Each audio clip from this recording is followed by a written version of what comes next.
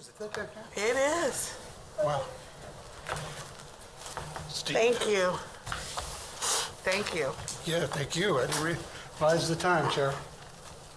Lives when you're having fun, Mike. I think Yeah.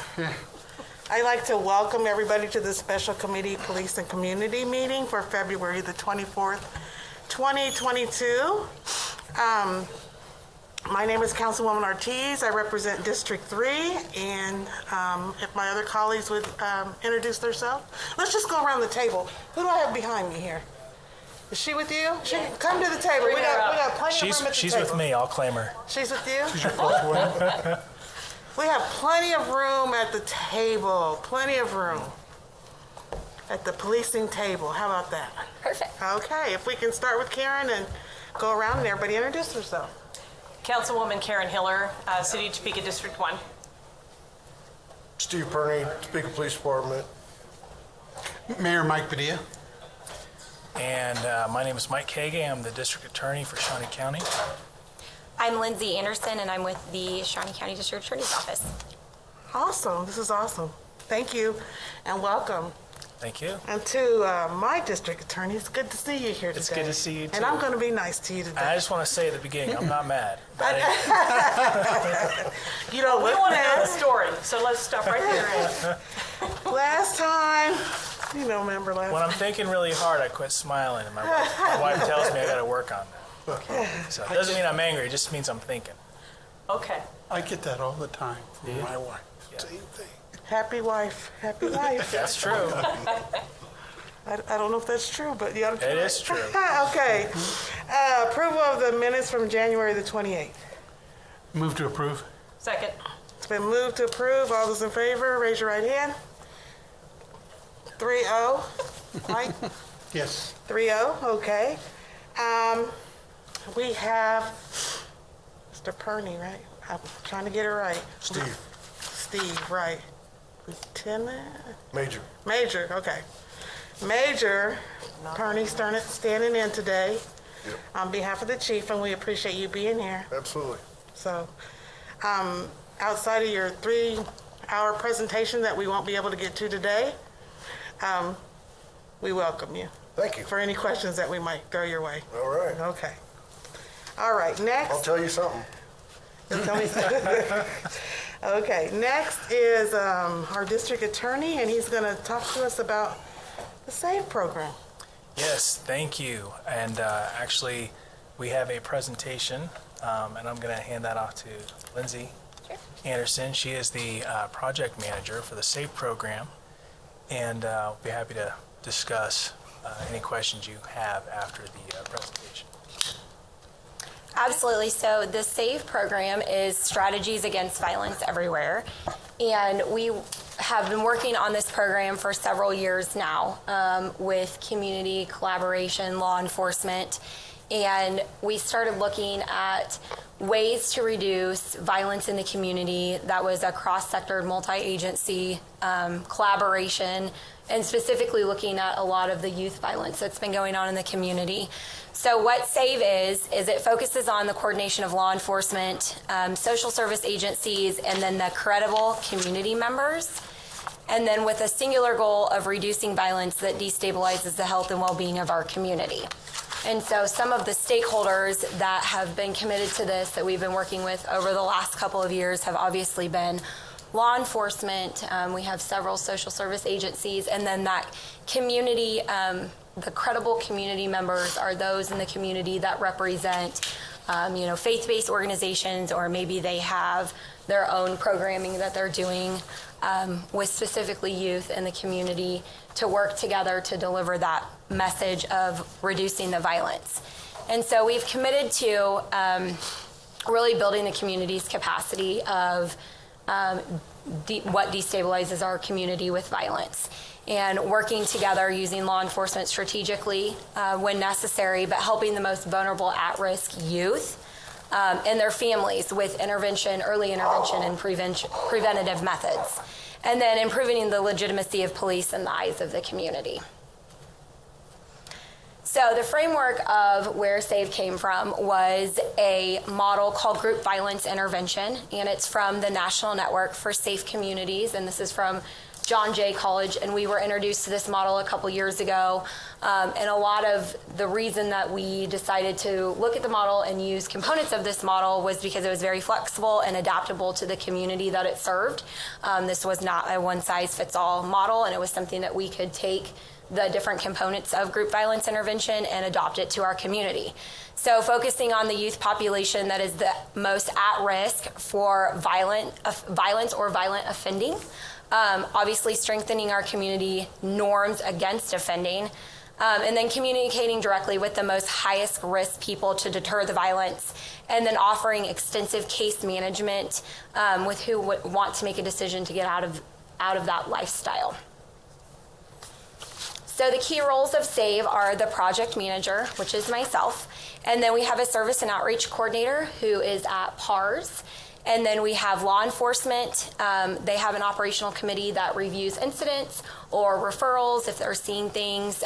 Specifically, we've been working a lot with the school resource officers and what they're seeing in their buildings as far as at-risk youth, maybe those that have not currently been involved in an incident, but those that they can see going down the path to end up on paper. We have the support and outreach operational committee, which is really that social service group, and then the community moral voice, which is members of the community, whether they're from a faith-based agency or they have their own private nonprofits that don't really fit into the social service aspect, but they do provide services to the community. So the structure of SAVE, like I said, is the law enforcement, the social service, and then the community members. Law enforcement focusing obviously on reducing the violence is the top priority, and then helping identify those youth who are at risk for violence or violent offending. The social services gives a pathway for risky behavior and provides the services that their agency delivers, and then new and positive relationships as well. And then that community member, the moral voice, really outlines and identifies participants' roles in the community to make it safer. So they're really there to talk about how public safety is an issue with them, and they want to make sure that our community is safe. So some of the accomplishments that we have to date, we did receive a $300,000 grant from the Topeka Community Foundation, and that was awarded to the SAVE Committee, specifically to contract with the National Network for Safe Communities on consulting Topeka how to use components of this violence intervention model. We've also hired a project manager from the Shawnee County District Attorney's Office, and then a service and outreach coordinator has been hired at PARS. And then we continue to build strategy teams in the community, building capacity with the community by establishing key partners of SAVE, and then beginning to deliver what we call custom notifications. And those are designed to be delivered at an early intervention stage when at-risk youth have been identified, and they can be delivered at the home or in the school setting. And so we have started to deliver those, and we have started to have referrals as well. Come into the schools, coming in from the schools, and really identifying those youth. And that has been with law enforcement as well as the school resource officers, also the principals of the building, even the social workers or the guidance counselors, and really looking at different strategies we can use to provide early intervention and prevention for these at-risk youth and their families.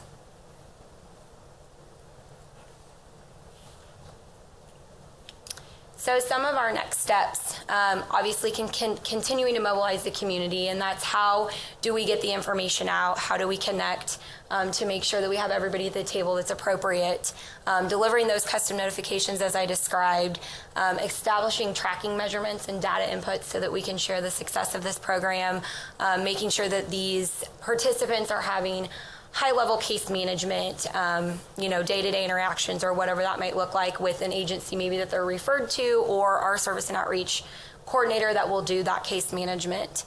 And then also maintaining strong interagency partnerships and putting mechanisms in place to really track the youth violence and helping the partners of this routinely SAVE and kind of the expectations and the goals of this program.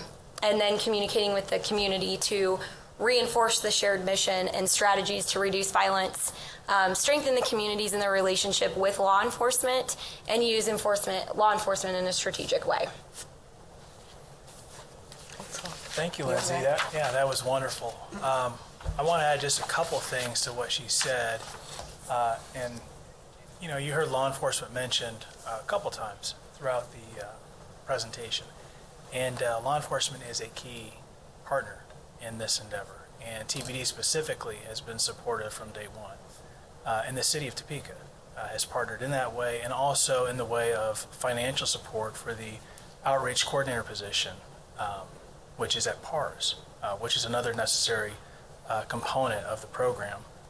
And I think this represents, for all of us that work in law enforcement, a non-traditional approach, a creative approach to trying to solve the issue of gun violence and violence throughout our community. Not to say we're not going to carry out our traditional responsibilities, we'll always do that, but this complements that. This can build on that, and it can build on relationships within the community, and as you've heard, with many other key partners and stakeholders. And that really is everyone. And that's why it's been so easy to find partners and support for this program. There's no one that wants more violence, right? So we all want to see a decrease, and we have found willingness and a lot of passion and support for these ideas in this program because people care about it. And, you know, lives have been lost.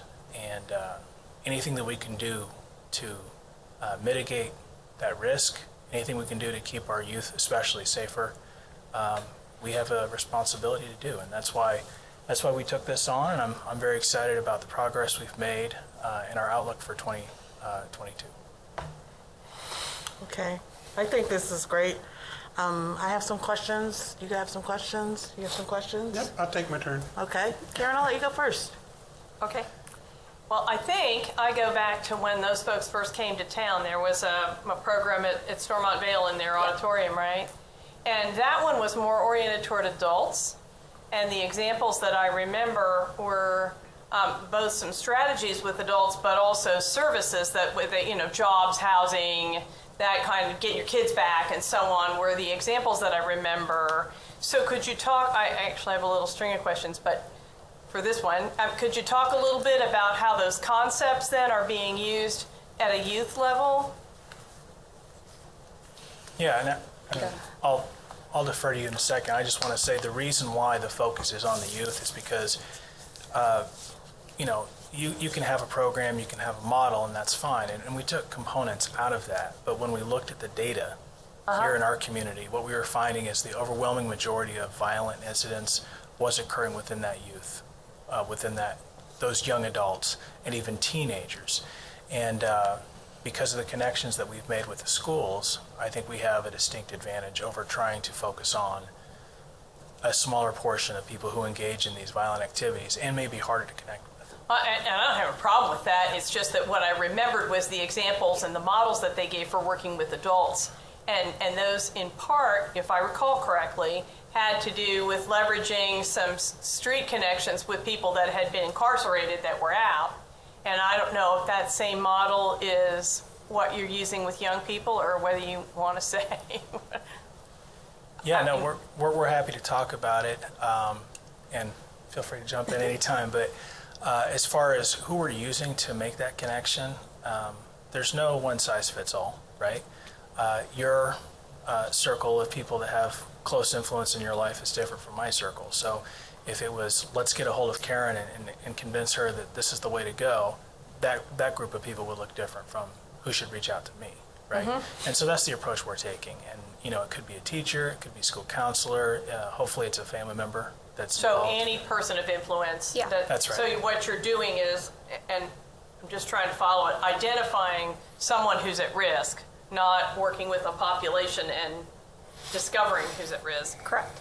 So you're starting with somebody, and then you're looking at who might be able to connect you with them, or be a person of influence who would connect with them. Yeah, so like for example, we've recently delivered a custom notification to a high school age student that was an athlete. And so one of the people that were asked to attend that initial contact with them was a coach. Because that's somebody that they've connected with, somebody that is an influential in their life, someone that they look up to, and they could really be there to support them, and deliver this information about making choices to not go down this path. But kind of going back to your question more about the adult side of things when they originally came to Topeka, we are still using that component, but it will be assessed a little bit differently in the sense that when we have these referrals and we give assessments to these youth, if there are family members that are at need as well, this isn't just focusing on them, but the entirety of their family unit or component or wherever, say they live with grandma and that is an issue, is jobs or transportation, things like that. How do we provide wraparound services to the whole family so that, they aren't going out making these decisions. Maybe they're doing it because they're trying to support their family, but they're doing it, in a way that's maybe not legal or the best choice. So that we will still have those opportunities to connect adults with those type of services as well. I may have a couple more, but if I can ask one more right now. I got asked for help from neighbors around Holiday Park when the kids were getting out of school and going down there and in effect having rumbles. They'd hang out, but then there were a lot of fights. And the neighbors, who were very supportive of that being a place for the young people to hang out, got frightened. I mean, some kid got hit in the head with a brick and hospitalized a couple of months ago when that was going on. And I don't recall the principal. We went and visited, and she said, "I've got some ideas. We'll work on this," because it was sort of nobody's problem but everybody's problem. In the park, it was not because it was the county's. Wasn't really the police, it wasn't the SROs because it was off campus, it was the park police or the sheriff's department, which they always call the city first, right? And it was kids. And so I don't know if you got involved in that group of young people, or, if something like that is going on, could you use that as an example maybe of how your program could link into that? I don't see why it couldn't be a part of the program. I think just figuring out how to connect with those kids, how to establish that relationship, how to, communicate with them. And that would be a great example of things that this program could do. Because at the same time, there were kids that were going down to Walgreens and shoplifting, and Walgreens wasn't doing anything about it. The clerks there were worried because they didn't want it to turn into a really dangerous place. And it was hard to triage how to do that. People could call the police. By the time the police showed up, it was over. Again, do you get called on things like that yet? Not yet, but I'm sure we will. We're continuing to build those relationships and make sure that when incidents like what you're describing occur, that we are notified in a timely manner. Okay. I do want to emphasize the program is designed to intervene and prevent violence from occurring. So if there are youngsters who are shoplifting, SAVE is not going to be the answer there. But the one you described where they're engaging in violence, they're fighting each other, absolutely, yeah. We want to discourage that type of behavior, and anything we can do to identify the motives behind it, the root cause of it, and find creative ways to really get these kids' attention, short of just saying, you don't want to be arrested, right? We want to offer more than that. It's then targeted at violent behavior only. That's right. Okay. Yeah, strategies against violence everywhere. SAVE, that's the name of the program. Yeah. If I may say, I work a lot with kids. They want to be loved. They want to be heard. Right. Right. And I applaud you for this because somebody knows somebody. And I'm going to give an example about the Potland killing with those kids. Something was happening, and these same kids were running around, and they were busting out windows and beating up people, just piling out of the van and beating up people. And I went and talked to some of the black ministers, the president at that time, I won't mention who, and he asked me how old they were, and I said, 18 to 24, somewhere like that, and he goes, oh, they're grown. And today I feel bad because They're young adults. They're not grown, but they're young adults that think they're grown. So I stopped there, but I'll never forgive myself because those same kids were one of our black ministers' grandkids. And had we have met, we could have said, this is the kind of car they're in. This is what they look like. I had already rolled the tape at BP. Somebody would have identified them. We would have grabbed them. And we would have stopped that. And so every time I hear that, I cringe because I think I didn't do enough. But I love kids, and I love the bad kids, you know, because they're lost. And I was lost one time. And so I applaud you for this. Thank you. Because there's somebody out there that can reach them. There's somebody out there that can reach them. Well, And all the kids that are stealing, if you probably trace back to their home, their parents probably didn't give them no money, or they're just doing it to be like the other kids. We've got to find a way to grab these kids, and we have to find a way to include them in our city if we want them to be productive citizens. please don't misunderstand my questions, because that's No, I'm the same not. motivation that No, I've got. and I'm It's not. like, how do you I'm not doing that rules at all. in the net, you know, the safety I'm net. not doing that Okay. at all. I just think we've got to grab them. It's not an 8 to 5 job. It's not a 3 to 11 job. It's a 24/7, right. 365-day job. Because kids just want something to do. They want something positive to do. And we all know that it takes money, and we all know that it takes time, and we all know that. So I do applaud you for that, you know. And then maybe at some point we could strategize on how to start going into these stores, or how to, you know, go talk to these people, or go be in touch with these kids, you know. Right. But until we all stand up and say that these are our kids, and I thank you for that Thank you. to the Thank you very DA, much. because I've heard you say that. And until we say these are our kids and we take ownership of it, nothing's going to change. I agree with Nothing's going to change. So, didn't mean to go there, but you know, I want to be a part of this. Thank you. I think the mayor's going to do something with that, with me. He's throwing me on all kind of stuff, huh? But I want to know, when you say youth age, what are you targeting? Are you targeting, Karen, I'm sorry, I didn't interrupt you, did I? No. Okay. Are you targeting our teenagers and our young adults, or is that what you're targeting? I don't want to say targeting necessarily, but I think that's the primary area of focus, just because of the connections with the schools, and because that's the contacts we've seen that lead into this violent behavior. And the other part of it is, you know, if they're 22 and they took a gun and they tried to kill someone and shot them, it's too late for the SAFE program to intervene in that. Okay. You know, that's when my office is going to do what we do. And that actually came up a little while ago. We had a young man who was charged with attempted murder because he had fired multiple shots and struck his target, and he was trying to kill him.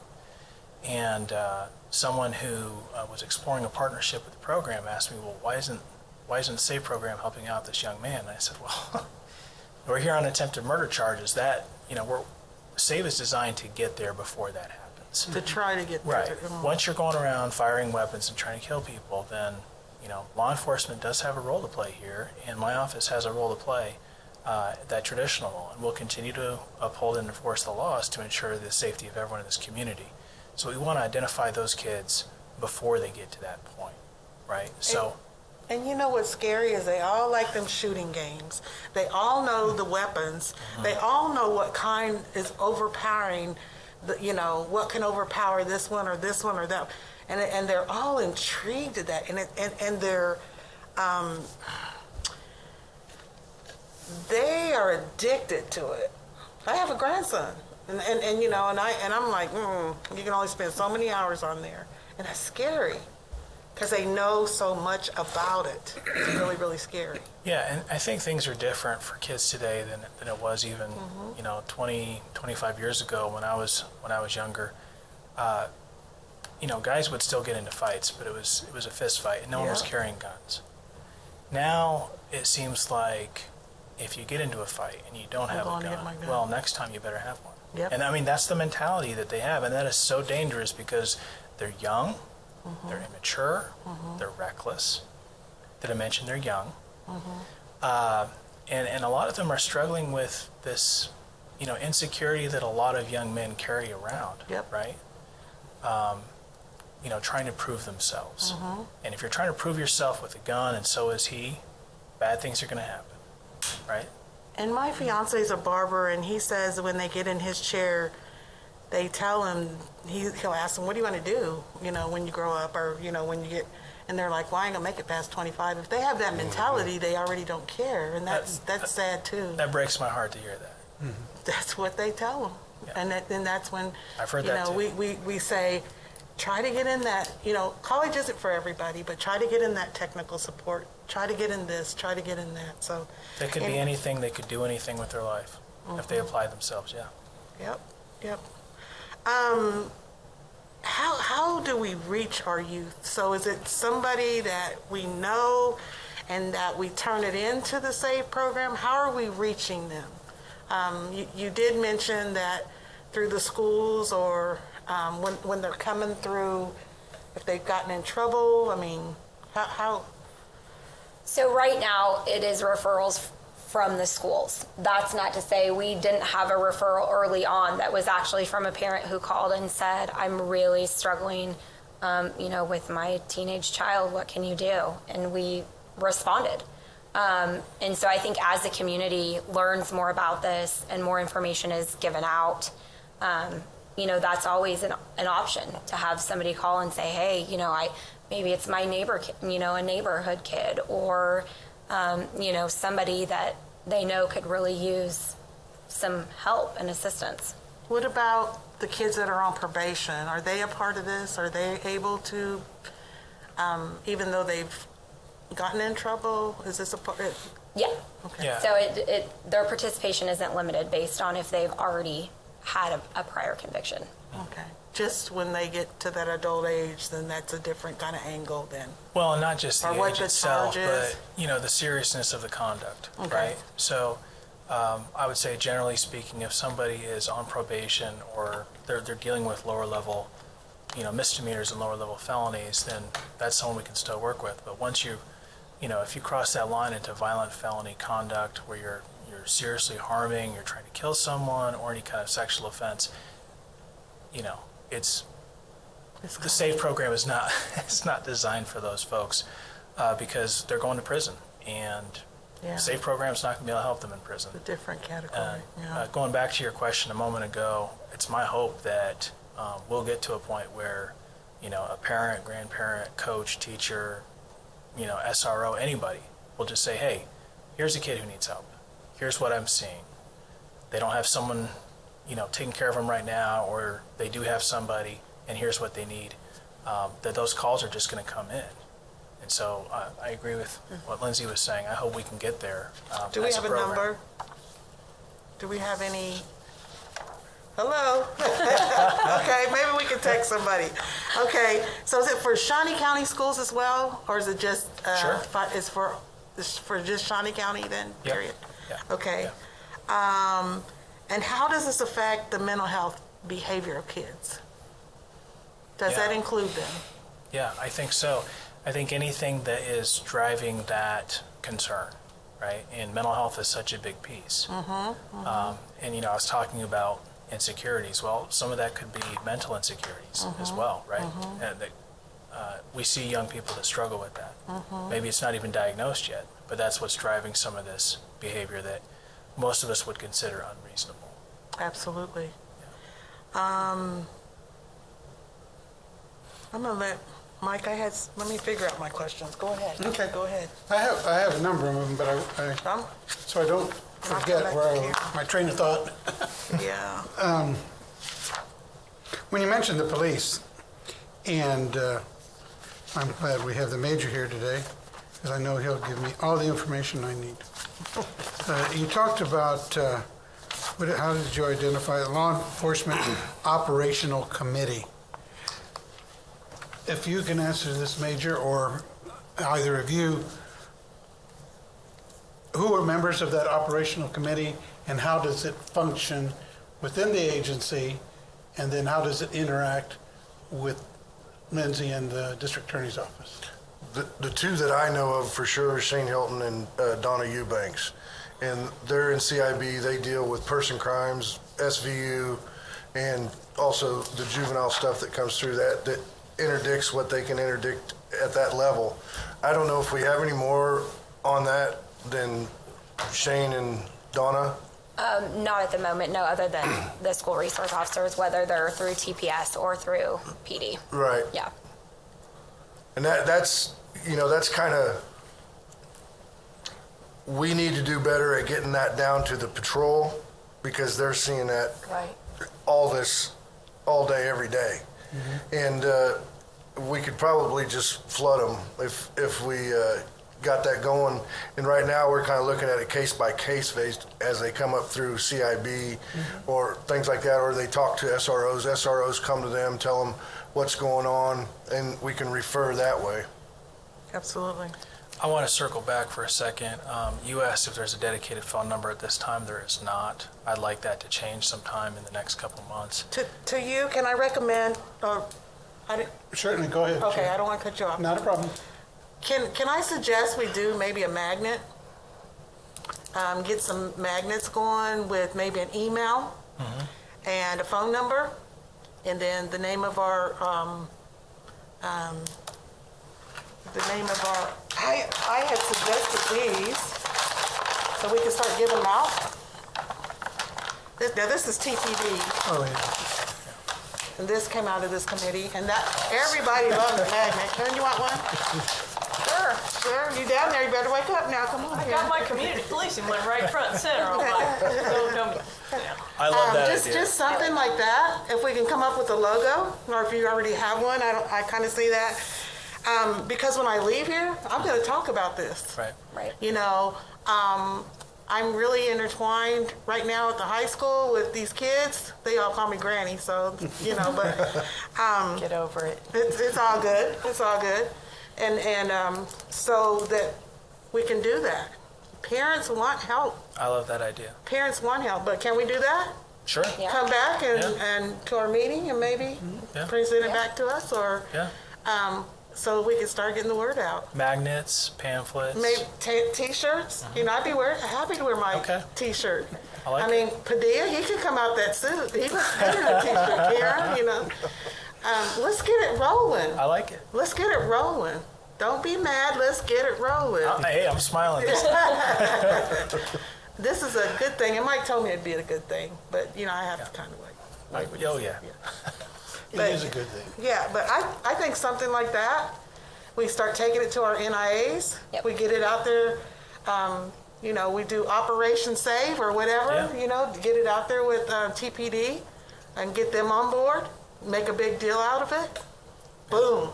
Well, and I do want to say TPD's been on board. Our TPS, Topeka Public Schools, that's what I meant. Yeah. You know, I can talk to Dr. Anderson and we can do that to get them on board. Yeah, we reached out to Dr. Anderson. She's fully supportive of these efforts, and we're working directly with members of her administration to make sure that we do this right in the schools. Yeah. So yeah, we're rolling, but I love this idea. You know, I've always told people this, get the wagon rolling and everybody's gonna jump on. That's right. So listen, all I need you to do is get the wheels on. We have a major over here who's available to help Yeah. Yeah. you. And we can get the wheels on and Yeah, get it rolling. And Chief Wheelis as well has been a big support. I don't want to talk about him today. He ain't here. I'm gonna give the major all the credit today. But yeah.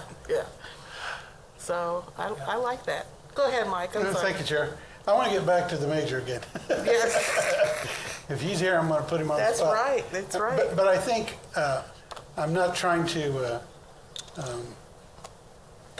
go over and over unnecessarily. But in my mind, when I say operational committee, that means actions, some activity, something that contributes to an end goal. And so that's what I want to know, Major. You mentioned SVU, CIB, SROs. how do they coordinate that information? How do they put it together, I want to say in a package, so that as an operational committee, you are a working cog in this effort with SAVE, so that there's some collaboration on a regular basis, so that communication happens. I know from my experience at PD and everywhere else, unless you keep that alive, unless you keep revisiting it, it gets pushed back. Yeah. So I want to get an idea from you of how you see that. I know you have staff meetings. I know you're in operations, right, Commander? No, CIB. CIB, okay. Well, they work closely together, Yeah, obviously. oh yeah. How does that coordination happen as an operational committee that really defines the role of the police department and how it works with the DA's office and the SAVE program? Because what I'm trying to do is have the public have a real understanding of what the uniform officers are doing. And I can tell you right now, the operational part of that, I'm not aware that that's happening. Okay. And it's like most things around there, it's word of mouth. And emails and texts and everything else that goes along with it. But I completely understand what you're saying about it, and it does eventually go away if we don't have that going on. Well, I would hope, and maybe that's something that we'll note that you'll take back to the chief. Right. And suggest that is a definite conversation that's held at staff level on a regular basis, so that you can evaluate how effective the police role is in supporting this effort. I know they want to be, and I know they have been, but I want it to be clear and defined so that if somebody comes to criticize the effort, you've been able to provide the answers that Sure. clearly says what you're doing. Can I ask what CIB is? Criminal Investigations Bureau. Okay. Detectives. Okay, gotcha. Just want to make sure. And I'm going down the list. And I go now to the Support and Outreach Operational Committee. Who is involved with that, and what do they contribute to the effort? So that's all of the social service agencies or any agency in Topeka that can provide, and I don't want to say just social services because we have, for example, Impact Avenues. This is all of the agencies that are currently a part of SAVE, and not to say that that won't continue to grow, as we all know, that are holding meetings with the Service and Outreach Coordinator at PARS and myself, and we are talking about what services they provide. Specifically, recently we discussed how they do assessments. If we send somebody over to them as a referral, let's say for mental health, what are you going to assess? And how can we have the streamline of information to get these people in and also remove the red tape? And the biggest thing with this is that if we are referring someone to your agency, they don't need to get put at the bottom of the list. We're sending them because this is Right. urgent. How do we get them into your agency, maybe even that afternoon or the next day? And so this operational committee is really working to reduce the barriers, to have that direct line of communication, identify people in their agencies that are the point of contact, so that if myself or the Service and Outreach Coordinator refers someone over, we can get a hold of them pretty immediately. And so that's kind of the goals of that group is working through that. And then as some of these cases progress and referrals are made, we can come back to that group and say, how's it going? What additional services might this person or this family need? Where might we have missed something? Who else is not at the table that should be at the table? What other agencies aren't at the table that would be, a great partner in this? That list continues to grow almost every day at this point. As people learn about this, as we learn about more, agencies in the community, whether they're, a youth mentoring or maybe even just a PAL basketball league or anything that we can have someone there at the table to have these conversations that are having, interaction at the street level with some of these youth. Thank you. I appreciate that detail because I think that's important that when we're talking to the public about this, and hopefully we have a lot of people watching this right now, that they will understand more in depth the level of involvement that you've included other agencies. One thing, a couple of things that I've heard you both address, mental health issues and the parents being able to make direct contact because, and I think the major will probably agree with this, I know I hear on a regular basis that because of lack of services or availability of services, reduction of mental health facilities, intake opportunities, parents are just besides themselves of what do I do? I know my child is involved with something. I'm doing what I can to keep them out of it, but it's just not enough. And I need to be able to have some kind of quick referral, some kind of quick contact.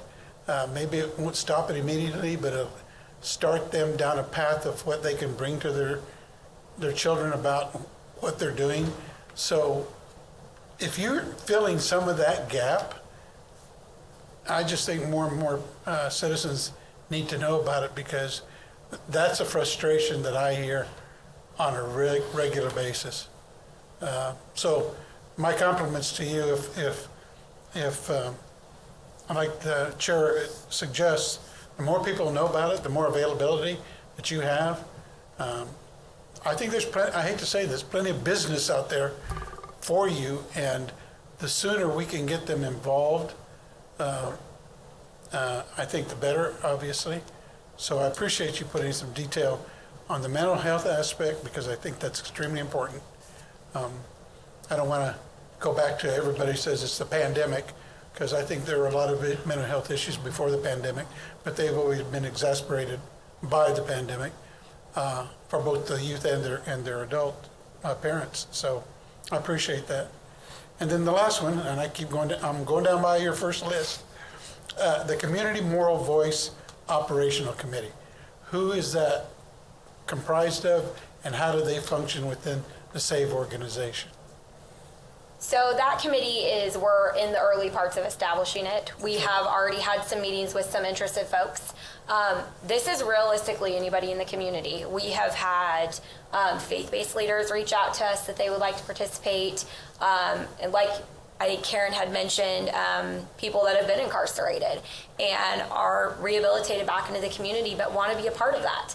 That would really be that group that they fit into. And that group is really designed for people in the community that might not specifically represent a social service agency or, work in law enforcement, something like that, but want to be a part of SAVE. And looking at that group is really that group, like I described, when we have these interventions, people that can support these youth and their families that they, might know from their church or their neighborhood, or maybe their children played ball together, something like that, that want to be that voice from the community to say, we care about you. We want you safe, alive, and out of prison. And we're here to support you and show you that members of the community really support you as an individual, you as a family, and your importance to this community collectively to help make it safer.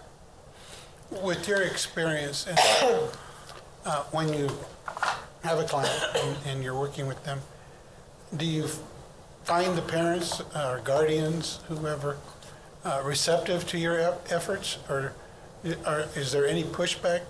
Like, hey, this is my child, I'll take care of it myself. Do you find any pushback, or are they more receptive to your help?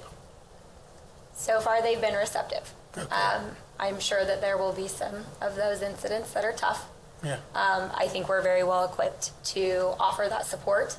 And give them the space to understand that this is ultimately their decision. But if we have all these resources available to you, maybe consider allowing us to explore some of those resources with you.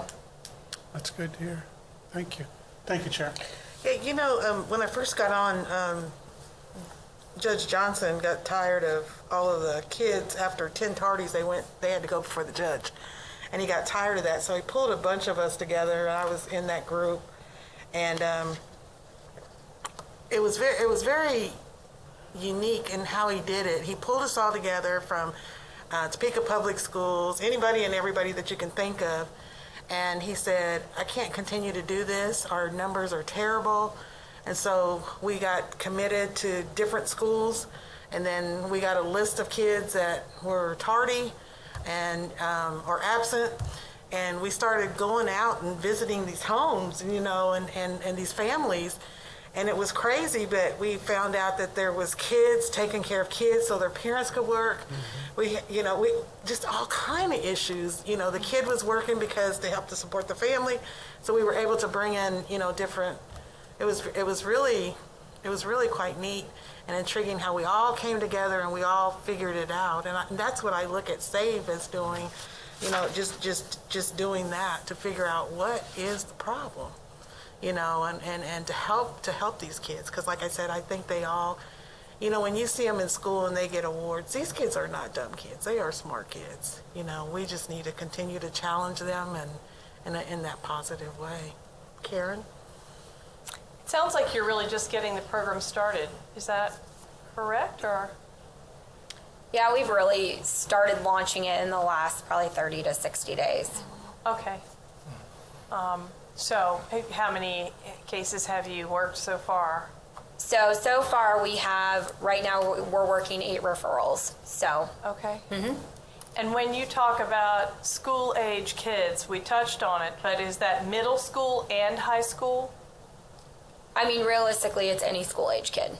I think just having the conversations, especially with some of the principals in these buildings, saying we are seeing kids exhibit violent behavioral issues at a significantly younger age. Those are things that we are considering. You know, maybe it might be an 8-year-old or... You made reference to SROs most of the time, and so I was just having trouble wrapping my head around whether there was an age group. So it really would be 5 to 19, roughly 18, 19. Yeah. Kids are still in school sometimes when they're 19 or whatever. Potentially, sure. Okay, and have you engaged, once you've been going for a while, putting this stuff on your slides will help. You won't have as many questions.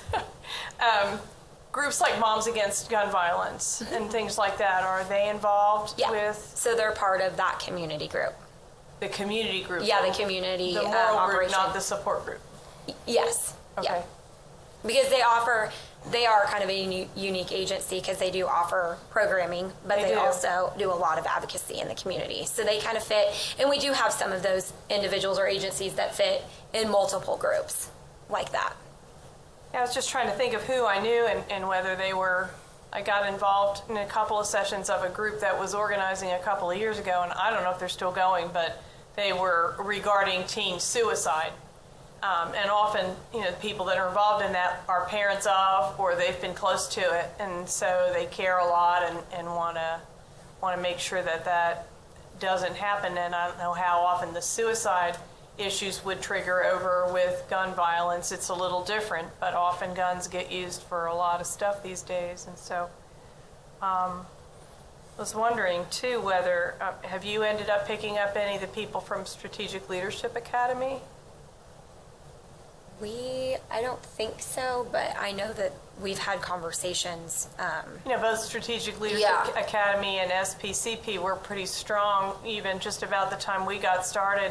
Both groups I'm not sure SLA is going anymore, but there were people involved with them that might be good just to tap into to build your resources, I was thinking. I do have some relationships with people who have been through SLA or were involved in SLA.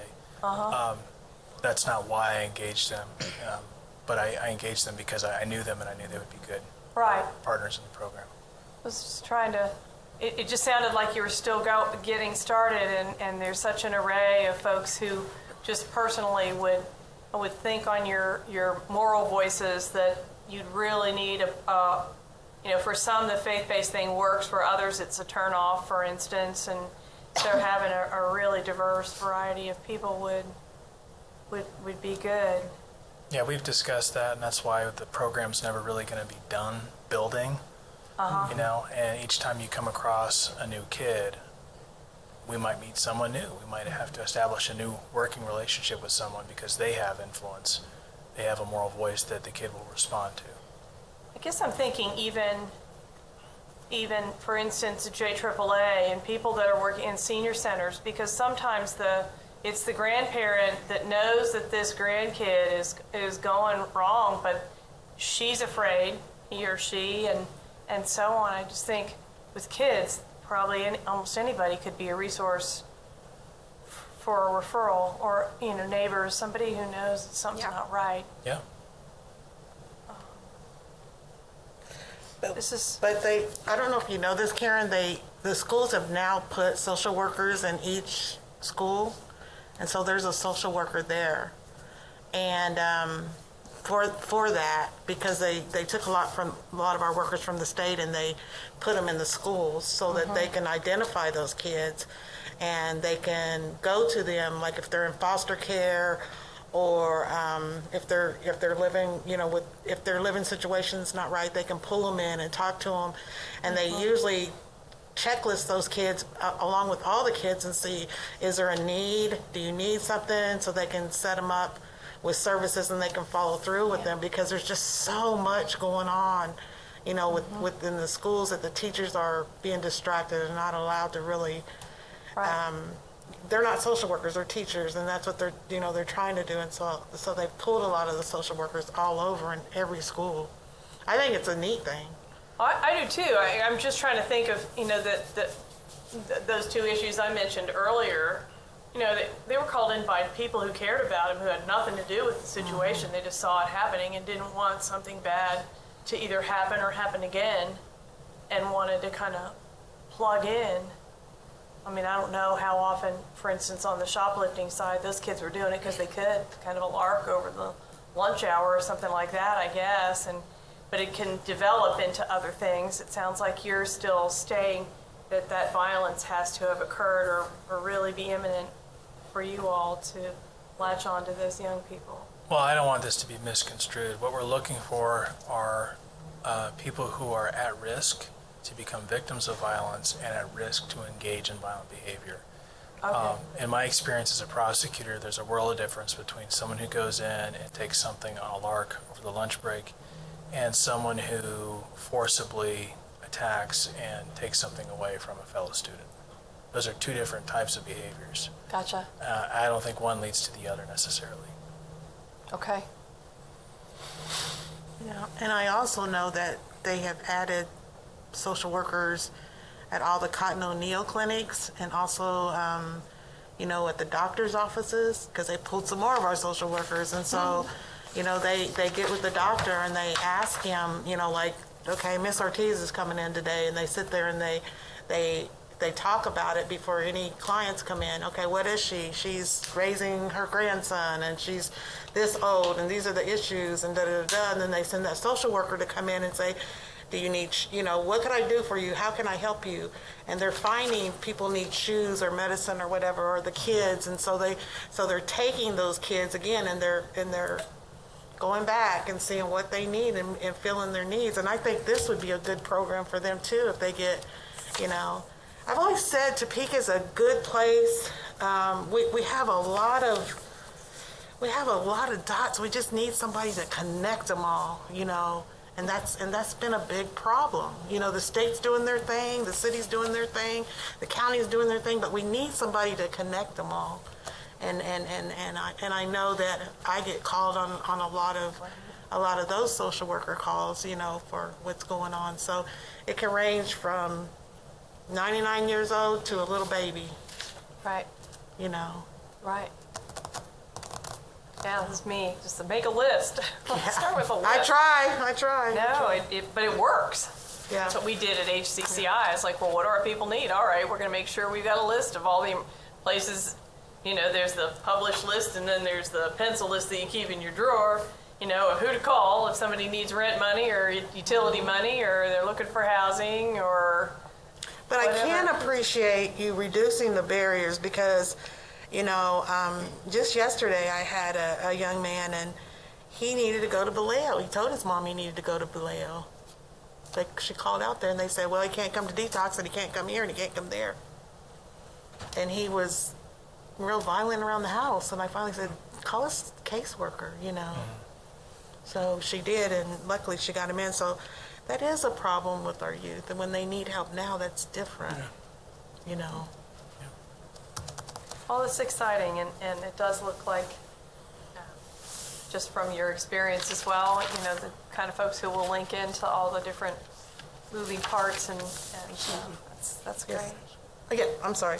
No, I'm that's sorry. right. Mayor? Thank you, Chair. Two things, and I keep putting you on the spot. It's all right. That's why she's here. Yeah.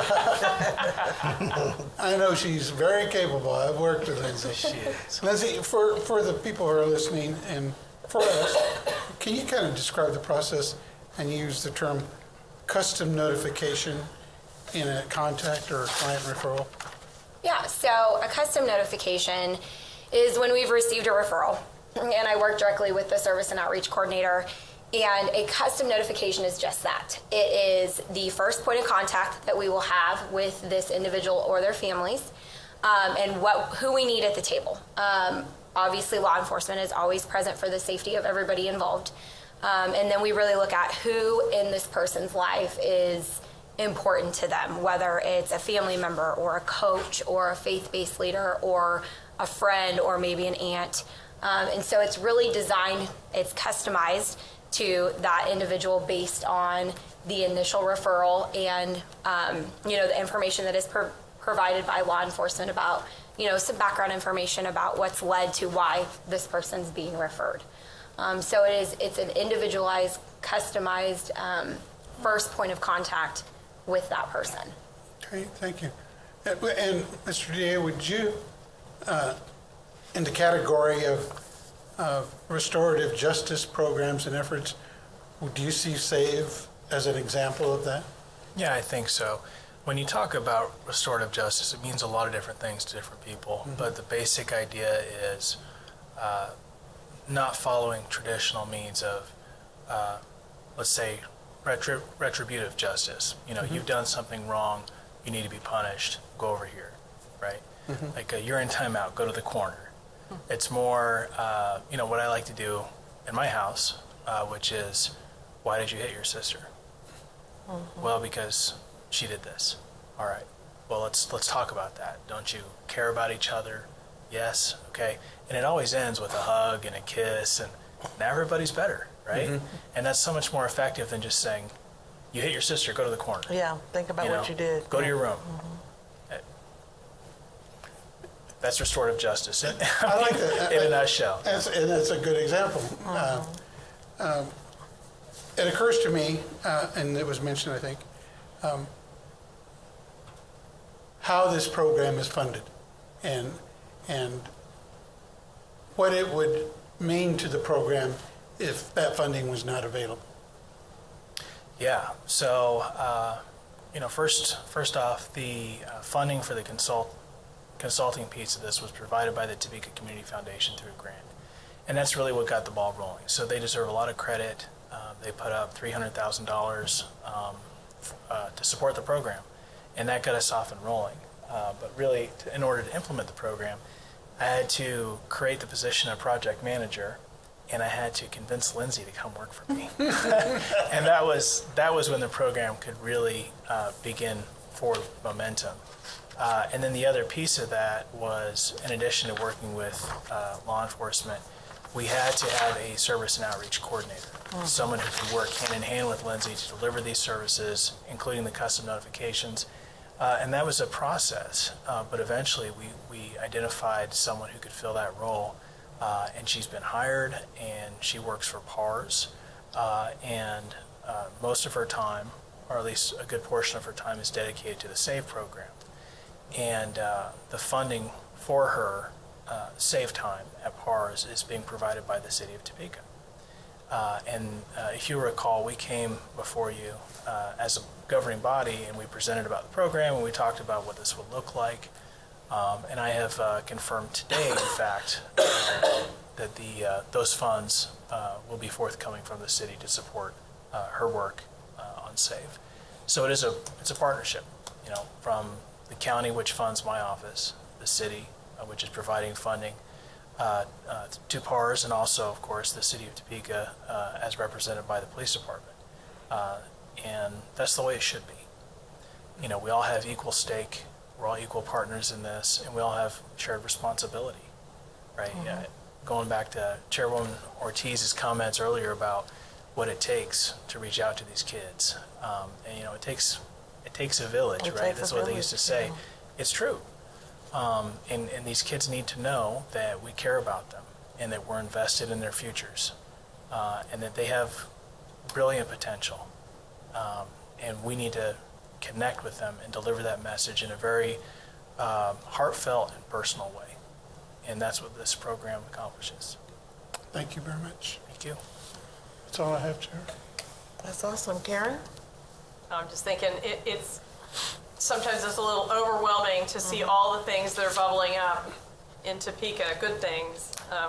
One of the things Councilwoman Valdivia Alcala and I are working on in the Change Our Culture of Property Maintenance initiative is summer jobs for mowing. And, you just start to connect these things and go, our theory with that is that we can get that going ideally with a nonprofit host where, in simple terms, if we do it right, that organization, there has to be the organization there, but it would be cheaper to just hire them for the season for 5 mows than to get 2 code write-ups and so on. But to be able to have private pays as well as the city hire that work done.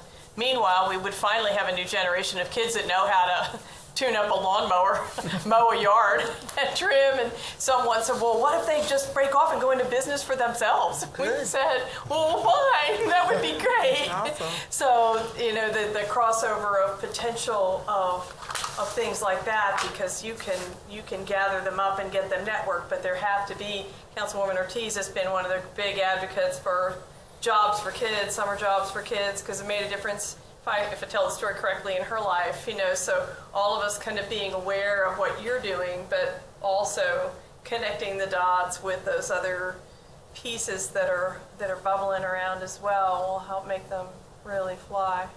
They need jobs. So, exactly. Yeah. But, but we have an up-and-coming organization that has organized men of color to go and volunteer and do cleanups and so on, and they're interested in mentoring youth. So we're talking with them about maybe doing this program. But so there's a crossover of people who care a lot about these young people that you're thinking about. That's just one example. I'm quite sure of things that are bubbling along right now in Topeka while your program is bubbling up as well. And so, and they've got boxing going again after all these years, as well as other PAL programs, which, boxing made a lot of difference to a lot of young people's lives over time. And so, a network piece to, that then the police is involved in too, but others in the community. So it's good stuff. Thank you. Thank you. Can I ask the name of that program you were just referencing? The boxing program? Oh, no, not the No, boxing. you know that. Yeah, I know. The boxing. I was talking about Omni Circle, Oh, okay, yeah. Michael O'Dubatan's group, and they're doing this crazy exercise thing that nobody even thought of. That's just really taken off with a lot of people. But their building is at 13th and Topeka, and I've known Mike since 2005. We went to Washburn together. Yeah. I've been in his ear about the SAVE program, so I but have high hopes.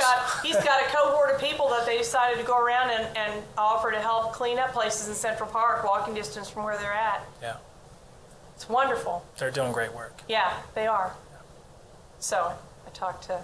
I believe at the ribbon cutting you were standing behind me, correct? That is correct. That You is were correct. there. That was me. You were there? And I got busy and couldn't go. Anyway, we're all covering the best we can. Okay. Is there anything else? Well, you got another agenda item, but it looks like maybe we're done. Major, do you have anything else to add to this? Because I want to make sure that your time is... No, I just want to thank the DA again for this, because I think it's an awesome idea, and when we get it up and running, I'm sure that we'll all be very appreciative to the DA's office for taking this on. Thank you, Major. Mike? I appreciate you both being here. We've all three been involved in this thing from the very beginning, and it's good to see the meat come to the bones and start seeing the results. I think that you're just at the very beginning of what differences you'll be able to make in a lot of lives here in Topeka, so thank you again. I agree. And thank you, Mr. Mayor, for your support from the beginning of the program. You're right, you were there from the very earliest conversations, and so I know we have an advocate and supporter of the program in you. You do. Thank you for that. You're more than welcome. It's my privilege. Karen, do you have any questions? No? Great. Well, I want to say thank you too, and as soon as we get the wheels on the wagon, please make sure I have a seat on the wagon. We'll save a seat for And you. a magnet. And a magnet. If not before. More than Get the magnet.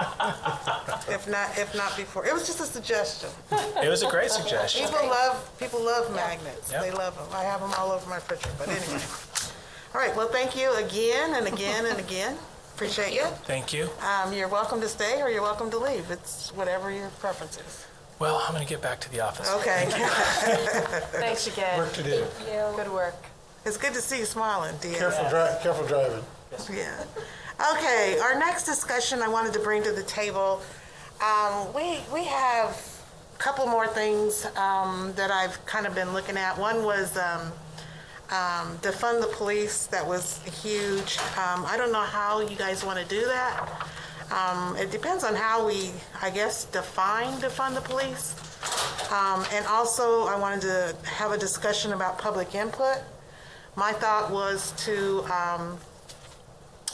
maybe have something in the daytime and then something in the evening that constituents can come in and ask questions of everything that we've been over. And then we can either get back to them or answer them there on the spot. I think the chief has been in enough that he'll probably know the answer.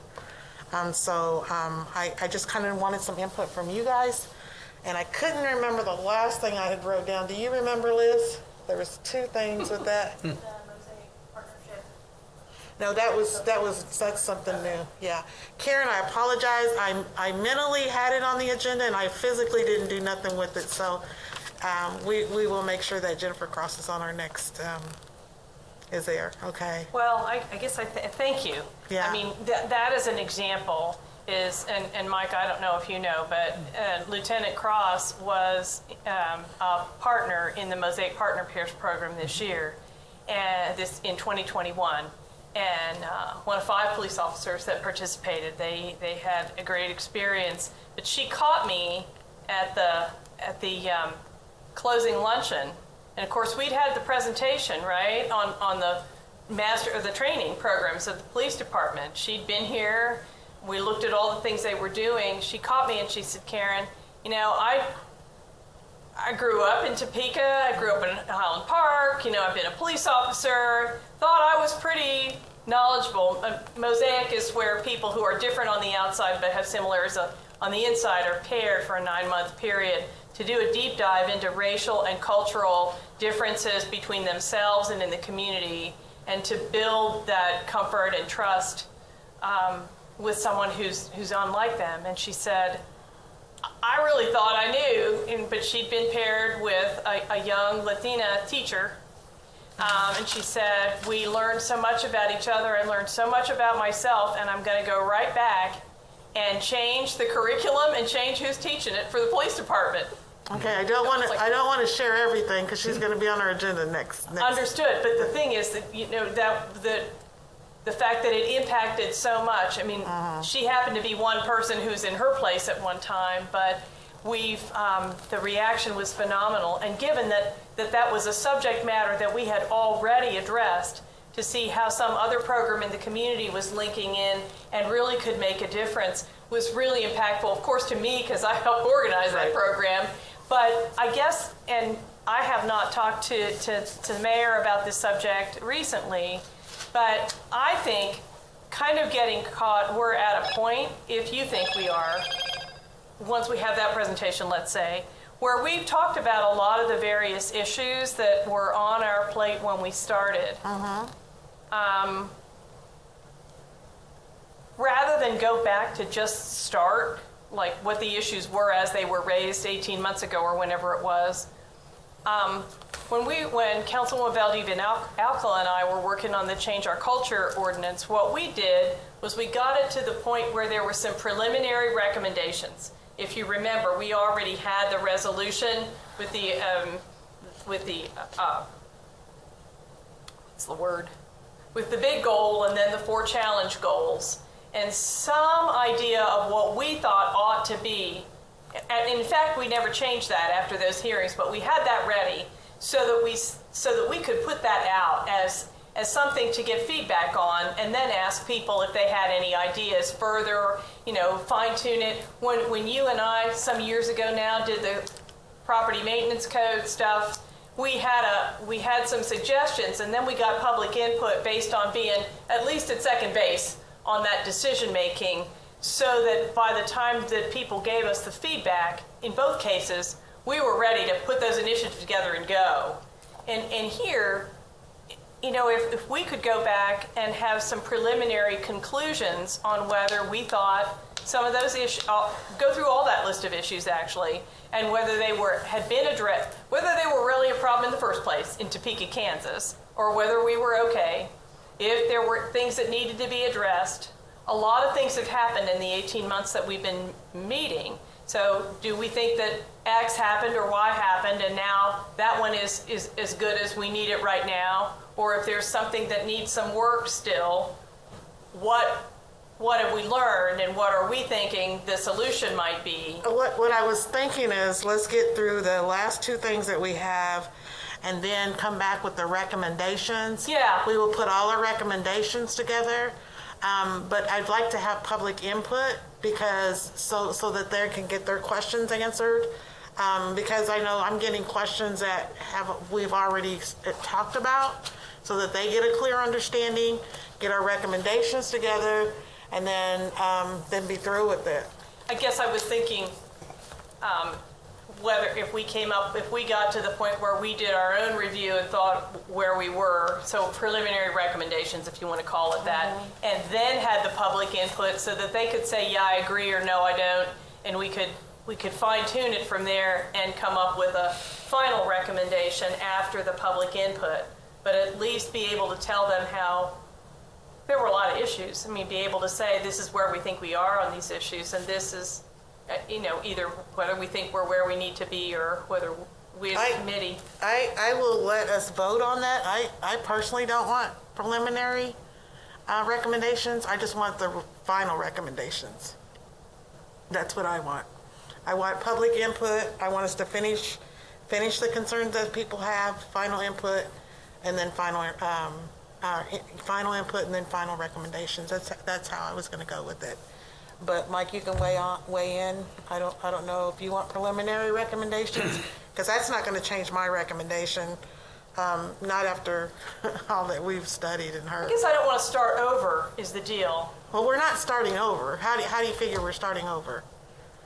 Well, if, let's say a citizen thinks that, they're still all the way back at where things started, and they want to start there and have us walk all the way through 8 Can't Wait, every one of them, or whatever it is, if we already think we've explored that, so we've got an idea of where we think we as Topeka are, it seems like it would be a favor to everyone to at least have done that as a committee, looked at where we think we are. And I think if you present it that way, people are open. If they know that you're really listening, and if you thought it was all right, but they're able to make the case for the fact that it's not, or they've got a better idea than anybody came up with before, and we wanted to hear that's fine. I just don't want to start over on everything. I was just going to go through everything that we've discussed and make a recommendation of change, do not change, so I don't know what you mean by starting over. I'm not going to rehash the whole thing. And my recommendations coming forward would be go through everything that we've discussed and what I want to see recommended, I would recommend this, or, so. Right. So I don't understand. But This is That- my, I agree. after studying this is my recommendation. that's just, I would call it, I would do exactly that, but call it a preliminary recommendation, then take the public input, so they could help us fine tune it, beat it back and forth if they disagree, so that then, We had 4 hours of testimony from them. I remember. And so I'm, That's why I don't want to start over. well, we don't have to have any public input. I just Oh, I always- want to. I just want it Okay, to I be just always productive. said that we would, but it's whatever we decide. If I may, Chair. Yes, you may. Thank you. I hear both of you, and my head hope and intent was, because of the length and the, I believe, depth of the work this committee has done, I feel confident that we can give our recommendations right now, and the committee can decide if they want to forward it to the governing body. The governing body will either accept them or not, and they will give an opportunity for the public to speak on it at that time. I'm like you. I don't feel like I want to start all over again, because I want to move down this road, because regardless of what those recommendations are going to be, we will have to act on some of them, and I'm ready for some action, not much more discussion. So I'm at the point where I would prefer that as this committee, as the committee draft our recommendations, the committee would decide whether or not we vote on them to forward to the governing body. The governing body will accept them, and then that public input will come there, and we'll allow that to happen, because I just think continued discussion on topics that we have really covered, I don't think we're going to change much. I mean, I don't think we're going to hear anything new. And I'm not trying to discount the input. I just don't think that if we keep talking about it, the public will never know where the committee has ended up and it brought forward. And that is true, because the night that we do bring those recommendations forward to vote on, they will have public input there. I just wanted to give them an opportunity to come back to this committee to ask any questions, because so that it might be something that we could handle here at the committee level, that they might not need to go back to the council if they have a misunderstanding. That's all I was trying to do. But I understand. I will do whatever this committee, because it's 3 of us, and I will do whatever. Sounds like mine is the compromise. Because I think as a committee, having input from the public, which we've not done yet, is fair enough to But vet that's some not things. true. We had 4 hours of testimony, Karen, before we even got started. At the council, but we have not done it as a committee. We've worked as kind of a study group, and it's been really good, and I really appreciate it. But you've said we have had none, and I believe we have with the 4 hours, but we haven't had them come back after we've had all of the presentations and all of the information. I guess my inclination at the committee level, maybe always, I don't know, is to come up with recommendations and then vet them at least once before we take them to the council. And so that would mean, the check off, that go through the list and check off and assess where we are and come up with what we think our recommendations are, and do a preliminary here, so that, Well, if I may, Chair. Again, I think we're pretty close myself. I do too. I like the idea of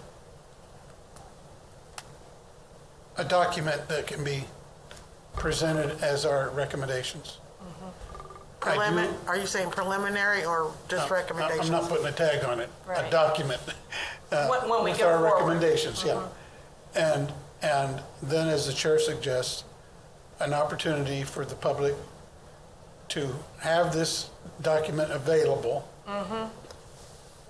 If the chair wants to set a listening session with that document of information available and allow public to have some input. I don't think there's anything wrong with that, but I am really Ready. convinced and ready that I think the chair and this committee has done their work.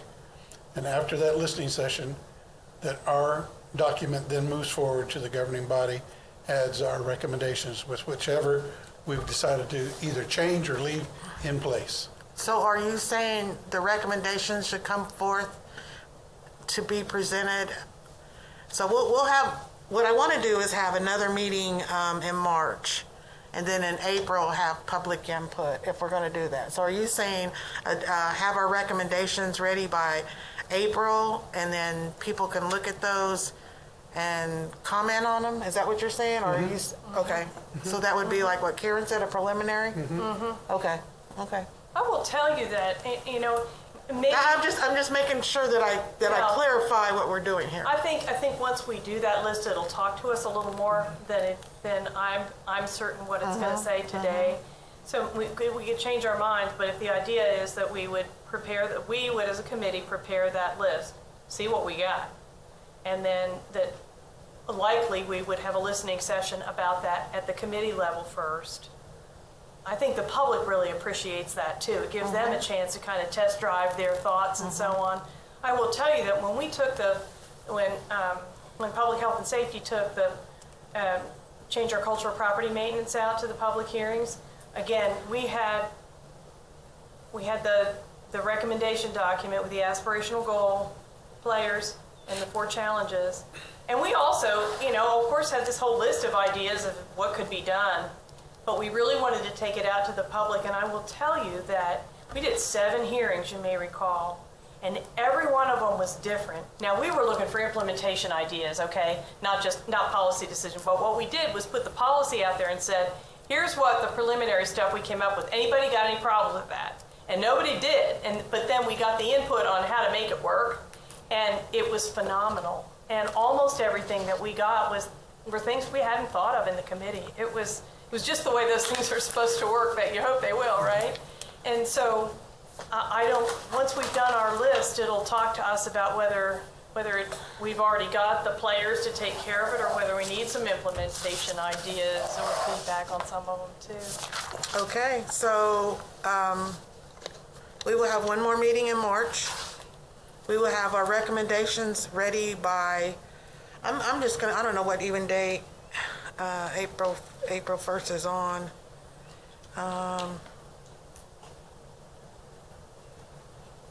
Well, we've got a presentation in March, right? And then we'll Yes. do work? Yes, April 1st is on a Friday. I'm going to ask that you have your recommendations into Liz, not to the public, just to Liz, by April 1st, so we can put them all together, okay? Okay. And so I'm going to say March.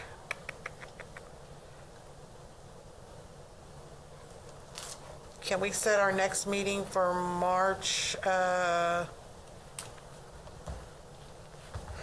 You guys want to do a Friday or another Thursday? And it'd have to be the 24th or the 31st. Of March? Mm-hmm. What time of day are you talking about? 3 o'clock.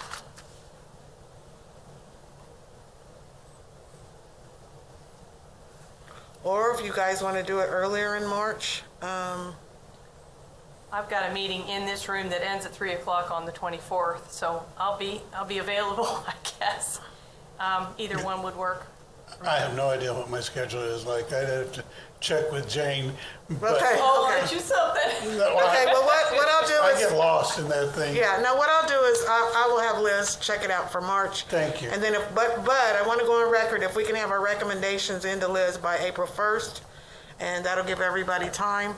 And then we can, at our March meeting, set the two dates or one day, or see how we want to do that. Now, wait a minute. All 3 of us are going to turn in recommendations. We're going to have a meeting on the 24th or the 31st. Our due date for our assessment of how we're doing on that checklist is due the day after or the week after that meeting. Then we're going to need the April meeting to combine, come to consensus on what our recommendations are, right? Well, unless we need to talk about defund the police, how you want to do that? Well, can that be on the March agenda also? Get those two done? And that's the 24th I'm going to say, of March? Is that what you were talking about? I get lost, man, I tell you. either the 24th or the 25th. I'll have Liz check with us, but yeah. We're going to have to, because it's how you define defund. You know, if you ask one person, their definition is this. If you ask another person, it's this. You know, take away all the funding from the police department. If you ask another person, it's just shift this over here. And I think people need to realize, you know, it's like somebody said, we need to defund the police, just take all their money. And I said, well, then we won't have a police department. Oh, okay, well, then let's...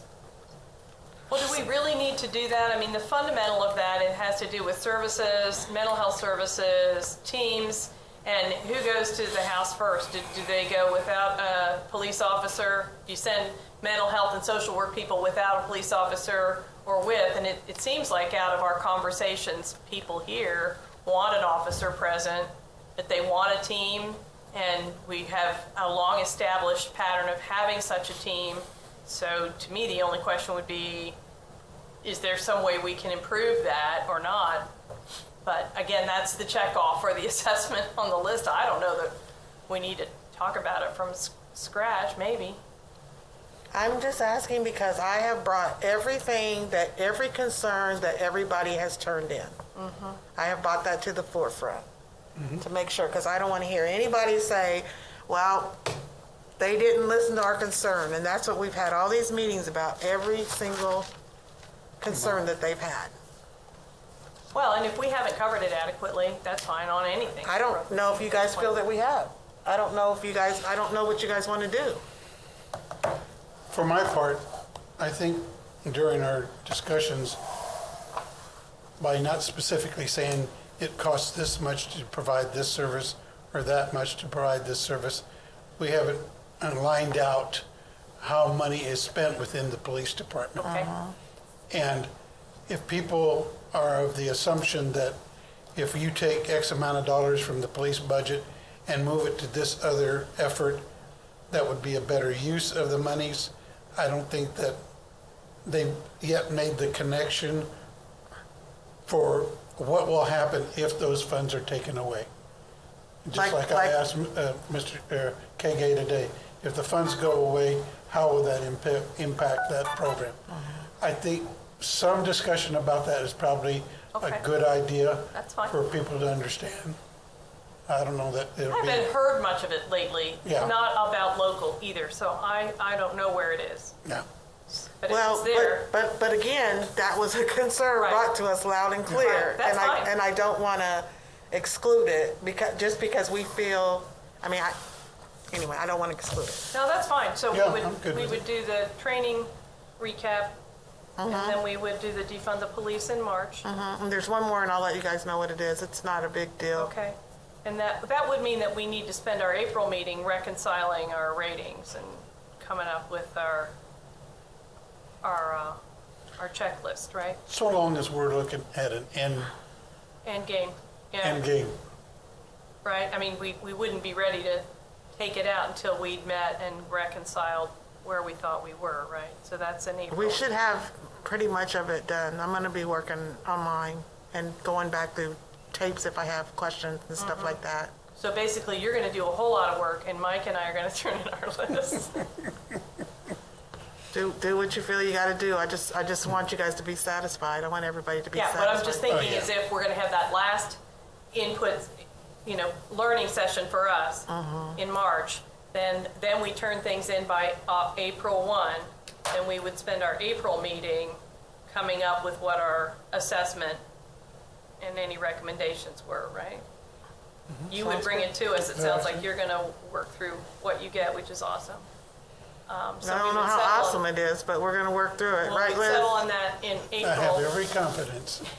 and then either take it on the road or invite the input in May or later in April. Is that what you were? Later in April. I'm good with that. whichever. They're gonna be So starting to moved. line us up on Saturday budget hearings here pretty soon, so Exactly, get our calendar exactly. set. Okay, you get that, Liz?